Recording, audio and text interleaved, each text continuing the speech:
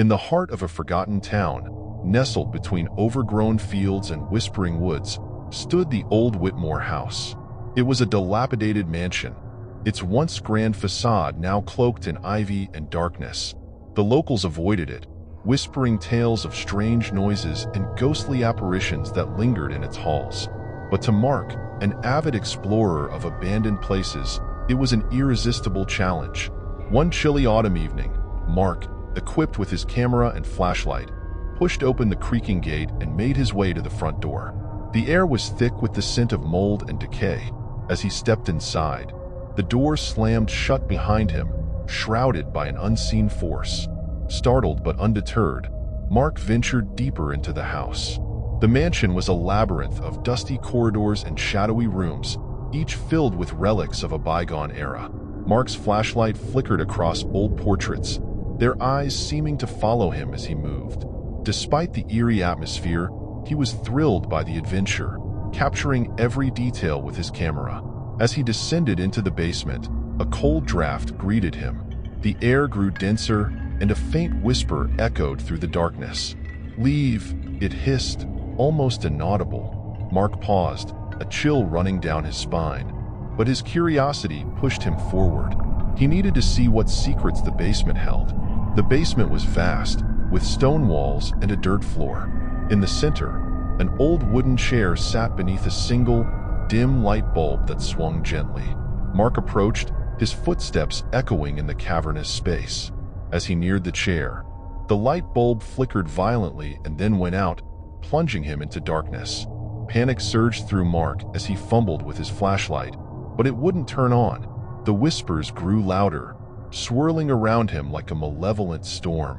"Leave now," they warned, more urgent this time.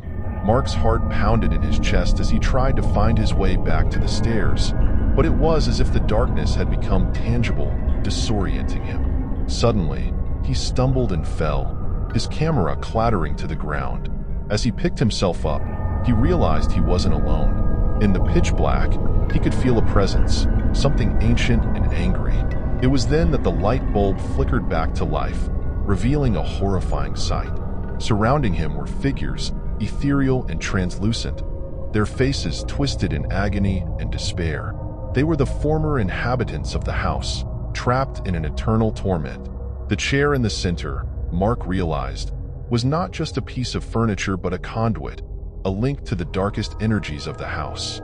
The spirits moved closer, their whispers becoming cries. "Help us," they moaned, reaching out with ghostly hands. Mark, frozen in fear, could only watch as they encircled him, their cold touch seeping into his bones. He understood now that the house didn't just haunt, it consumed. With every ounce of strength, Mark lunged for the stairs, the spirit's wails echoing behind him. He scrambled up, tripping and clawing his way out of the basement. As he reached the top, the door slammed shut with a force that shook the house. Gasping for air, Mark didn't stop to look back. He sprinted through the corridors, the house seeming to warp and twist around him. Finally, he burst out into the night, the door of the Whitmore house banging shut behind him. Mark collapsed on the ground, his body shaking, his mind reeling from the terror he had escaped. As he lay there, the house loomed over him, its windows dark and watching. Mark never returned to the Whitmore house, and he never spoke of what he saw in the basement. But sometimes, late at night, he would wake to the faint sound of whispers, and he knew the spirits were still there, waiting in the darkness, forever trapped in their haunted prison.